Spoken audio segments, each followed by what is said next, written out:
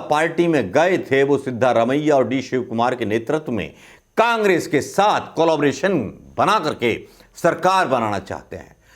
तब मुझे लग सकती थी चीनी सामान के बहिष्कार का नारा देने वाली भारतीय जनता पार्टी आज चीन की सिफारिश कर रही है।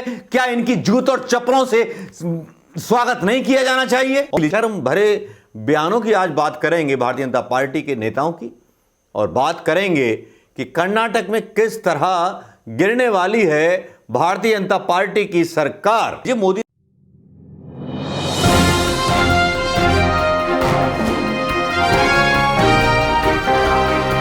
दोस्तों नमस्कार, मैं मनोज कुमार शर्मा आज एक नज्म के साथ अपने इस वीडियो ब्लॉग की शुरुआत करना चाहूंगा। लहू रोता है हिंदुस्तान, लहू रोता है हिंदुस्तान, गांधी के सिंहासन पर है नाथू की संतान। आज़ादी से घूम रहे हैं खून बहाने वाले, कितने खुश हैं लाशों के अंबार लगाने वाले। सत्ता की कुर्सी पर है गुजरात जलाने वाले, उजले कफनों में लिपटे हैं सब काले शैतान। लहू रोता है हिंदुस्तान, लहू रोता है हिंदुस्तान। ये पंक्तियां हैं शबीना अदीब की। अर्चना सिंह जो एक पार्टी की जो प्रेसिडेंट हैं भारत प्रभात पार्टी की, उनका ये आज ट्वीट और ये पंक्तियां उनकी तरफ से आए।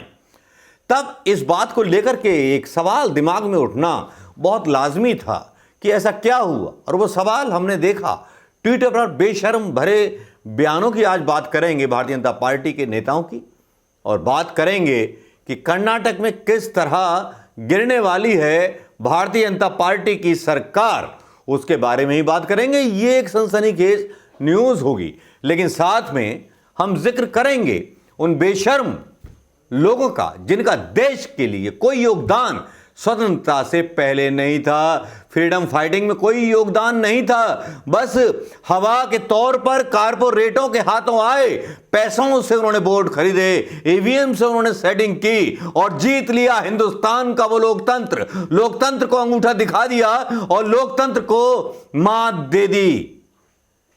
ये दिखा दिया कि उनमें दम था कि पैसे से खरीदा जा सकता है लोकतंत्र, पैसे से खरीदी जा सकती हैं सरकारें। खैर, वो तो बात किए हुए बहुत दिन हो गए। आज रूबरू हम बात करने आप और हम आमने सामने हैं। आज बात करेंगे हम साक्षी महाराज के एक बयान की, जिसमें जब उनसे सवाल पूछा गया महंगाई के बारे में, तो इस बेशर्म नगर सेवक का मतलब देश के कहा जाता है कि सांसद होता है देश के नागरिकों का नौकर होता है। उसका क्या जवाब था? उसका जवाब था कि मांस और शराब के भी तो दाम बढ़ गए, पेट्रोल और उसके दाम बढ़े तो मांस और शराब के भी तो दाम बढ़ गए। शायद मांस और शराब का इस्तेमाल साक्षी महाराज करते हैं, पेट्रोल भाई फ्री मिल जाता है सरकारी गाड़ियों में, और डीजल भी फ्री मिल जाता है, और गैस भी फ्री मिल जाती है इन साक्षी महाराज साहब को। चलिए साहब, ये बयान सुन लीजिए। महंगाई किस महंगाई पर कर रहे हैं? अरे डीजल पेट्रोल को ले लीजिए, 100 के ऊपर जा रहा है। डीजल हो, पेट्रोल हो, सरसों तेल हो, रिफाइंड हो, सभी में महंगाई तनख्वाह भी तो बढ़ी है। किसकी बढ़ी है? आमदनी सबकी बढ़ी है।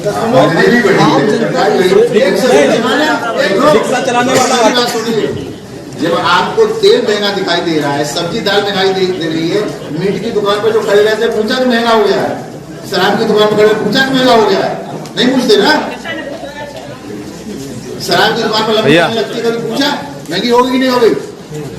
देश कहां से कहां जा रहा है? आपके टैक्स से, आप जो महंगी चीज खरीद रहे हैं उससे, आपकी जीएसटी से, हमारे आपके पैसे के सहयोग से ही देश नई ऊंचाइयों पर पहुंच रहा है। तो हमारा सबका थोड़ा थोड़ा योगदान होना चाहिए। आप कर रहे। ये बयान आपने सुन लिया होगा। फिर एक और महाराज का बयान आ गया। वो महाराज हैं उत्तर प्रदेश के मुख्यमंत्री। मुख्यमंत्री बोलते हैं कि साहब चीन ने हमारी अर्थव्यवस्था संभाल ली। इनका पहले बयान सुन लो, फिर मैं उसके बाद बोलता हूं।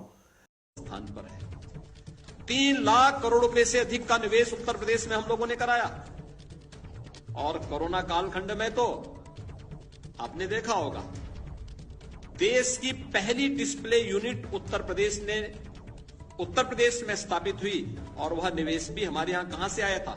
चीन से आया था। चीन से निवेश भारत में और भारत में उत्तर प्रदेश में हो, ये उत्तर प्रदेश के लिए एक उपलब्धि थी। और इस प्रकार के तमाम निवेश। उसके बाद ये जो बयान आपने सुना होगा, इसमें कहा जा रहा है कि चीन ने सबसे पहले इकाई लगाई। मैं ये कहना चाहता हूं कि जिस चीन ने हमारे 20 सैनिक मार दिए, जिस चीन ने हमारे 20 सैनिकों की जान ले ली, ये चीन पर गर्व कर रहे हैं। क्या इनको देशभक्त कहा जा सकता है किसी भी एंगल से? मैं हिंदुओं से पूछता हूं, मैं मोदी जी के और योगी जी के भक्तों से पूछता हूं, क्या चीन ने जिसने हमारे सैनिकों को मारा बॉर्डर पर, क्या उसकी कंपनी यहां अलाउ की जा सकती थी? चीनी सामान के बहिष्कार का नारा देने वाली भारतीय जनता पार्टी आज चीन की सिफारिश कर रही है। क्या इनकी जूत और चप्पलों से स्वागत नहीं किया जाना चाहिए?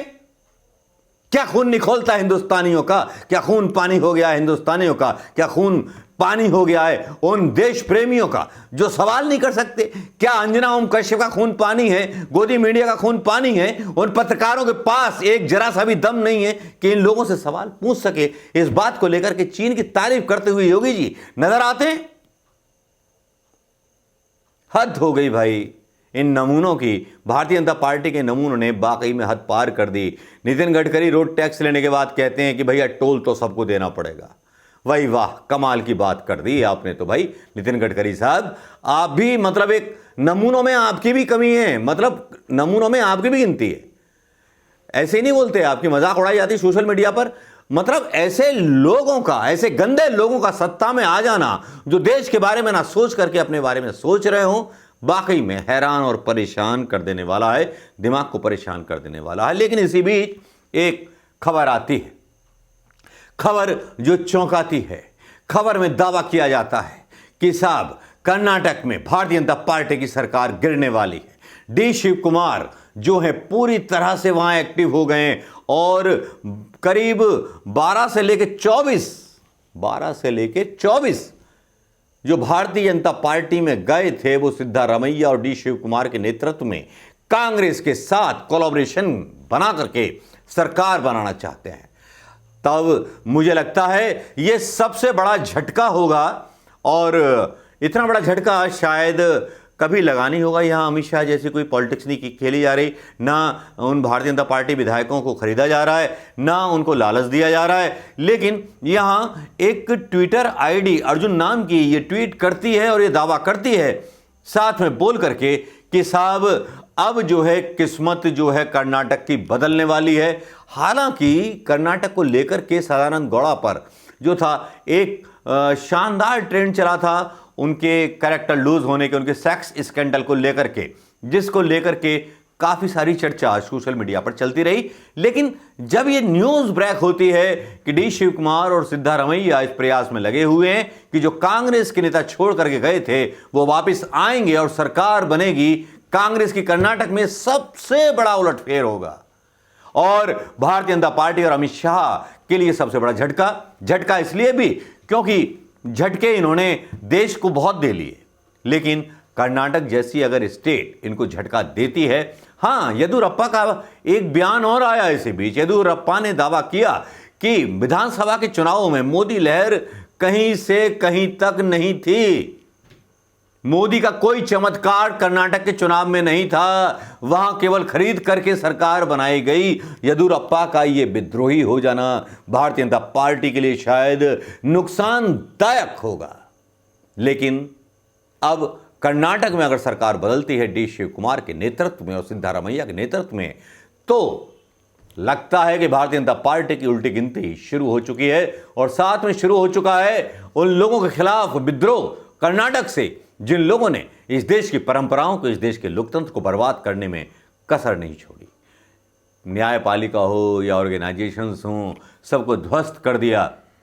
लेकिन बेशर्मों का क्या इलाज किया जाए, जूते और चप्पल से काम नहीं चलेगा। अब इनको तो जवाब बैलेट पर दिया जाना चाहिए और जवाब दिया जाना चाहिए आंखों में आंखें डाल करके इन मूर्ख लोगों को जिन्हें सत्ता पाना तो आता है, सत्ता चलाना नहीं आता।